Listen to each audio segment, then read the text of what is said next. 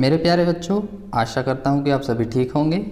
मैं एजाज मंसूरी आपके अपने YouTube चैनल इकरा इंग्लिश क्लास पर आपका बहुत बहुत स्वागत करता हूँ।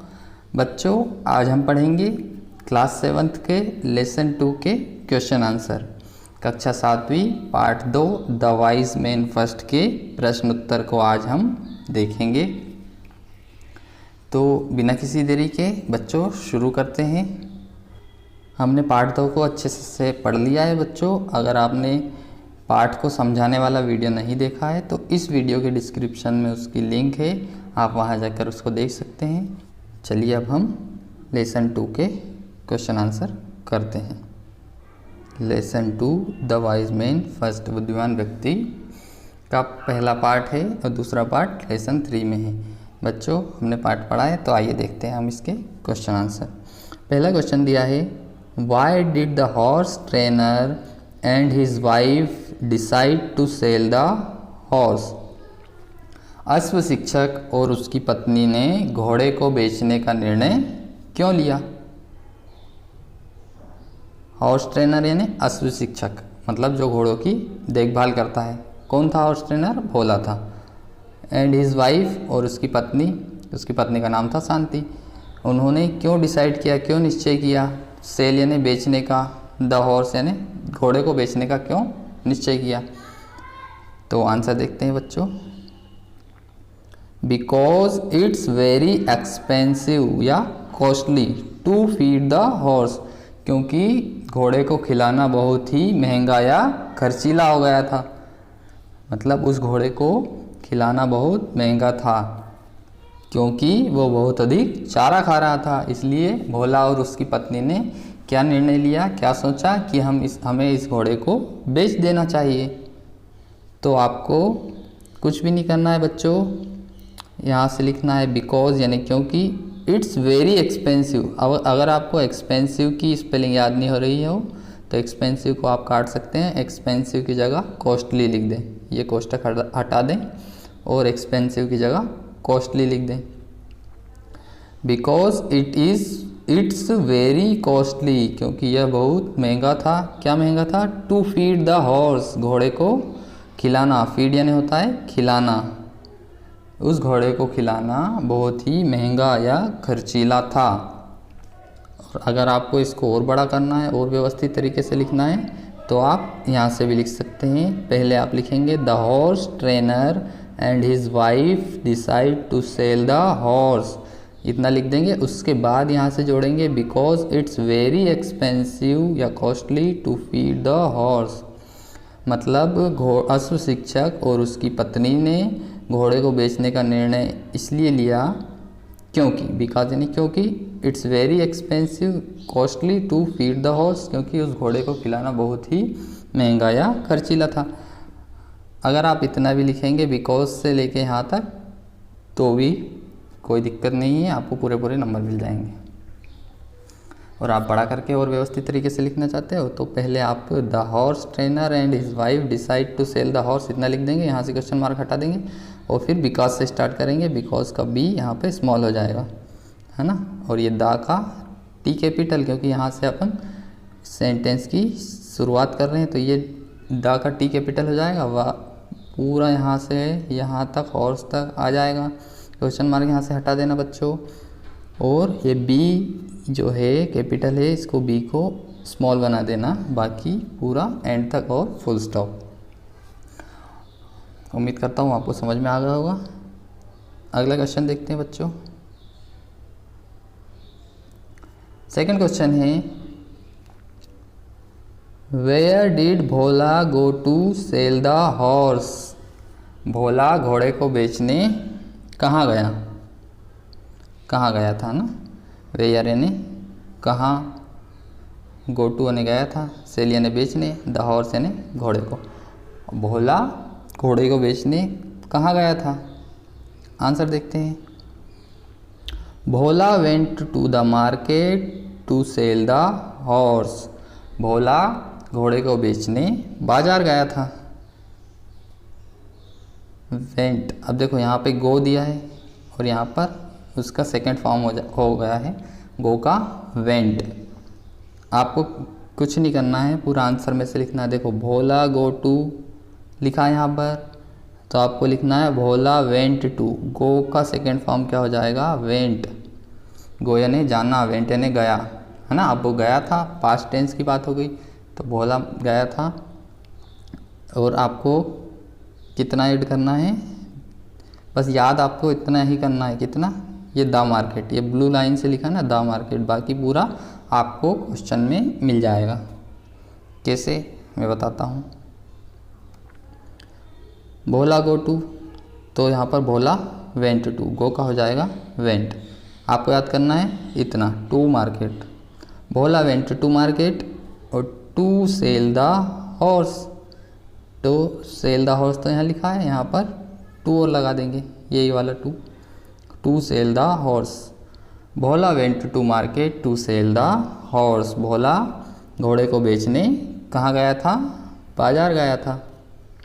मार्केट यानी बाजार, सेल यानी बेचना, हॉर्स यानी घोड़ा। ठीक है बच्चों, कितना याद करना है इसमें? सिर्फ द मार्केट, है ना। ये भोला गो टू की जगह भोला वेंट टू आ जाएगा। द मार्केट आपको याद करना है और उसके बाद सेल द हॉर्स लिखना है, तो आपको टू सेल द हॉर्स करना है। ठीक है, अगला क्वेश्चन देखते हैं बच्चों। क्वेश्चन नंबर 3, ये 2019 की वार्षिक परीक्षा के पेपर में पूछा गया है। क्या है प्रश्न? whom did he meet first? whom यानी किसे, whom did he meet first, वह सबसे पहले किससे मिला? भोला, मतलब भोला सबसे पहले किससे मिला? 2019 का जो प्रश्न पूछा था उसमें ही की जगह यहाँ पर भोला लिखा था, ही की जगह भोला लिखा था, है ना। ही का मतलब भी वही, ही व्यक्ति के लिए इस्तेमाल होता है, भोला की जगह ही इस्तेमाल हुआ।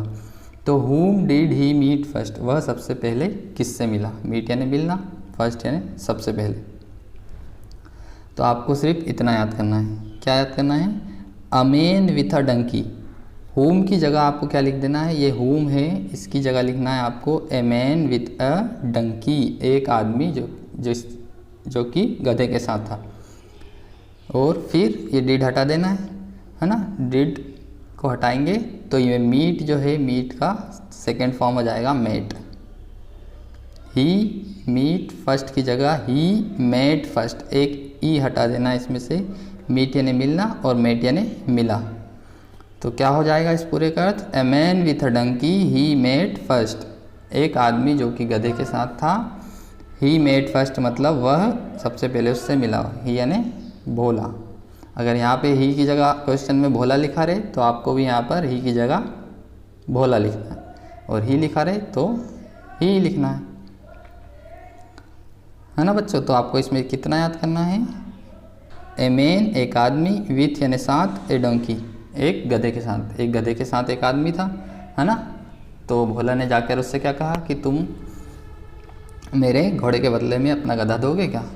तो a man with a donkey he met first, एक आदमी जो कि गधे के साथ था, ही मेट फर्स्ट, वह उससे सबसे पहले मिला। कौन? भोला। या फिर आपको ऐसा समझ में नहीं आ रहा तो आप इसको इंटरचेंज भी कर सकते हैं। कैसे? पहले आप ये लिख दें ही मेट फर्स्ट, है ना। अगर यहाँ से लिखेंगे ही मेट फर्स्ट तो ही का एच आपको कैपिटल करना पड़ेगा। ही मेट फर्स्ट, फिर कॉमा लगा दें यहाँ पर और ए को स्मॉल कर देंगे। He met first a man with a donkey, है ना। ऐसा भी कर सकते हैं। जैसे ही मीट फर्स्ट की जगह हो जाएगा, सबसे पहले आप आंसर जहाँ से स्टार्ट करेंगे एच को आप कैपिटल कर देंगे, लिखेंगे ही मेट फर्स्ट, फिर कॉमा लगाएंगे, फिर ए मैन विथ ए डंकी और फिर यहाँ पर फुल स्टॉप लगा देंगे, अगर ऐसा लिखना हो तो। और अगर पहले वाला आंसर आपको समझ में आ रहा है, अच्छा लग रहा है, तो आप वो भी लिख सकते हैं, है ना। इसका दूसरे वाले का अर्थ क्या निकलेगा? ही मेट फर्स्ट, वह सबसे पहले मिला, फिर कॉमा लगा देंगे किससे? ए मैन विथ ए डंकी, एक आदमी जो कि गधे के साथ था। आपको जैसा अच्छा लग रहा हो वैसा आप याद कर सकते हैं। और अगर आपको कोई दिक्कत आ रही है तो यहाँ पर नंबर दिए हैं, देखो 7566562294, इस पर आप कॉल कर सकते हैं या व्हाट्सअप कर सकते हैं। और मुझसे जो भी आपकी समस्या है या प्रॉब्लम है वो कॉल करके या व्हाट्सएप करके आप पूछ सकते हैं। अगला क्वेश्चन देखते हैं बच्चों।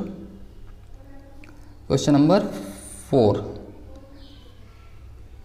चौथा क्वेश्चन है, Y did Bhola think of buying a sheep. बच्चों शुरू के जो 3 क्वेश्चन थे वो इम्पोर्टेंट थे और ये चौथा क्वेश्चन इतना इम्पोर्टेंट नहीं है, लेकिन फिर भी हमें कर लेते हैं, है ना। वो तीनों क्वेश्चन में से अधिकतर अक्सर पूछे जाते हैं। ये आखिरी के जो क्वेश्चन हैं इनमें से परीक्षा में नहीं आता, लेकिन कभी आ गया तो कोई दिक्कत नहीं, हम कर लेते हैं ना। छोटा सा ही है, थोड़ा बड़ा है, लेकिन इसको मैं बता दूंगा किस तरह से करना है, थोड़ा सा कॉम्प्लिकेटेड है। चलो देखते हैं इसका अर्थ क्या हुआ। Why did Bhola think of buying a sheep. Bhola ने भेड़ खरीदने के बारे में क्यों सोचा। वाई यानी क्यों, थिंक यानी सोचा, बाइंग यानी खरीदने के लिए, ए शीप यानी भेड़। भोला ने भेड़ खरीदने के बारे में क्यों सोचा, है ना। अब देखते हैं आंसर, देखते हैं बच्चों। भोला थॉट, भोला ने सोचा, देट यानी की। अब देखो यहाँ पर थिंक था, थिंक यानी सोचना, और थिंक की सेकंड फॉर्म है थॉट यानी सोचा। भोला थॉट देट, भोला ने सोचा कि my wife would like a sheep, मेरी पत्नी एक भेड़ को पसंद करेगी, in place of a donkey, एक गधे की जगह। मतलब उसने पहले गधा ले लिया था और फिर उसको भेड़ दिखी तो उसने सोचा कि मेरी जो पत्नी है वो इस गधे के स्थान पर एक भेड़ लेना, भेड़ ज़्यादा पसंद करेगी। अगर मैं भेड़ घर ले जाऊंगा तो वो गधे की स्थान पर भेड़ को ज़्यादा पसंद करेगी, इसलिए उसने सोचा कि मैं इस गधे को देखकर ये भेड़ ले लेता हूँ, है ना।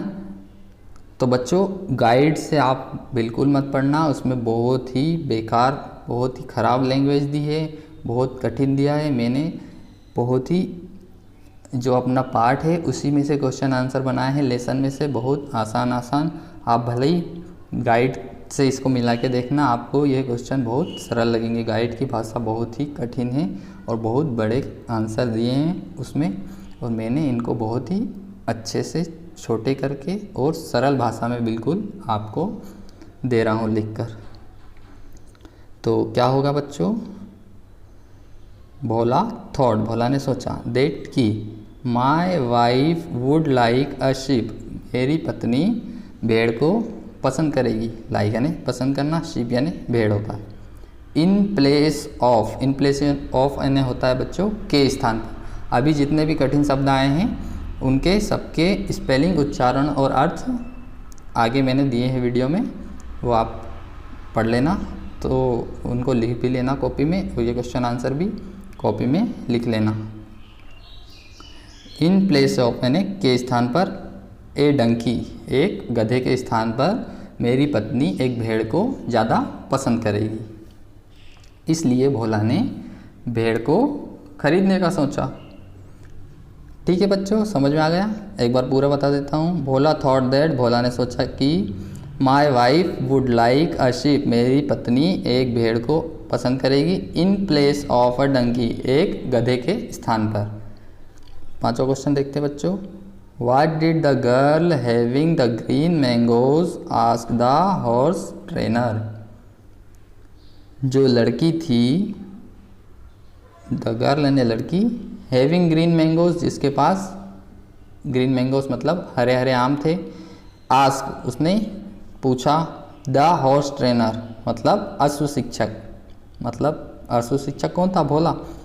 व्हाट यानी क्या।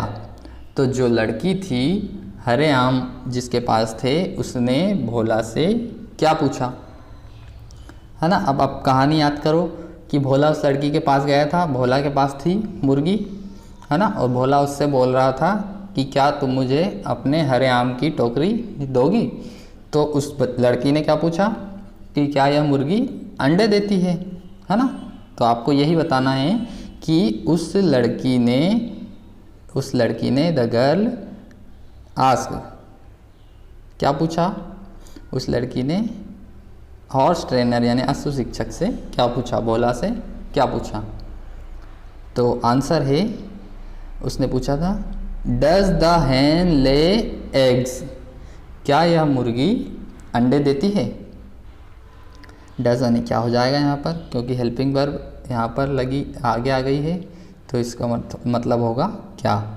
द हैन यानी मुर्गी, ले यानी देना होता है, एग्स यानी अंडे। क्या यह मुर्गी अंडे देती है। जब भोला उस लड़की के पास गया तो भोला ने बोला कि आप मुझे आम की टोकरी दोगी। तो उस लड़की ने यही प्रश्न पूछा था भोला से कि क्या यह मुर्गी अंडे देती है। Does the Hahn lay eggs, है ना। गाइड में ये भी बहुत बड़ा और बहुत कठिन भाषा में दिया है, मैंने इसको और आसान कर दिया है बच्चों।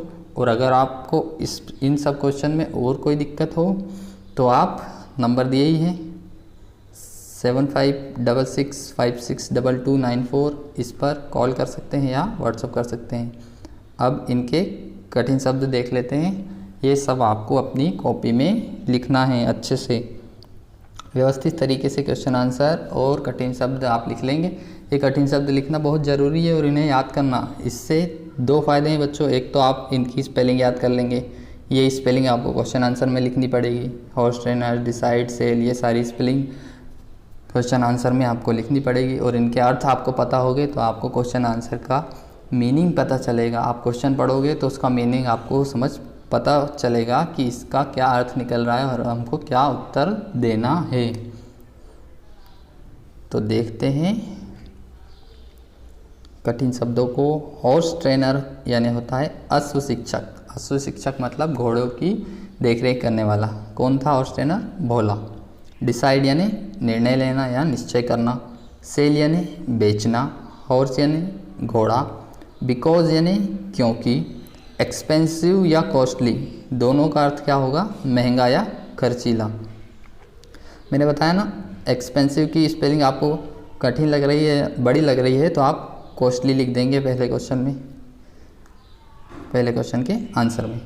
लाइक यानी पसंद करना। अगला देखते हैं।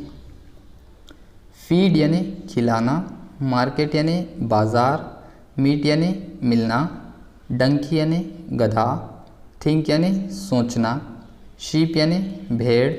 इन प्लेस ऑफ, के स्थान पर, है ना, एक चीज़ के स्थान पे दूसरी चीज़, इसका मतलब होता है इन प्लेस ऑफ यानी के स्थान पर।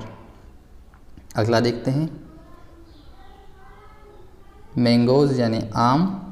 आस्क यानी पूछना। हैन यानी मुर्गी। ले यानी देना। एग्स यानी अंडे। बाय यानी खरीदना। वाइफ यानी पत्नी। तो बच्चों, आशा करता हूँ कि आपको वीडियो पसंद आया होगा। अगर आपको वीडियो पसंद आया है तो वीडियो को लाइक कर दीजिए और चैनल को सब्सक्राइब कर लीजिए। और अगर आपको कोई भी परेशानी या कोई भी आपको डाउट है तो नंबर दिए ही हैं नीचे 7566562294, इस पर आप कभी भी कॉल कर सकते हैं या व्हाट्सएप पे मैसेज कर सकते हैं। अगर आप कमेंट बॉक्स में भी लिख देंगे तो वहीं पर आपको उसका जवाब मिल जाएगा। तो ऐसे ही हंसते रहिए, मुस्कुराते रहिए और देखते रहिए आपका अपना YouTube चैनल इकरा इंग्लिश क्लास। बच्चों, मिलते हैं अगले वीडियो में, तब तक के लिए बाय बाय, अपना ख्याल रखना। जय हिंद।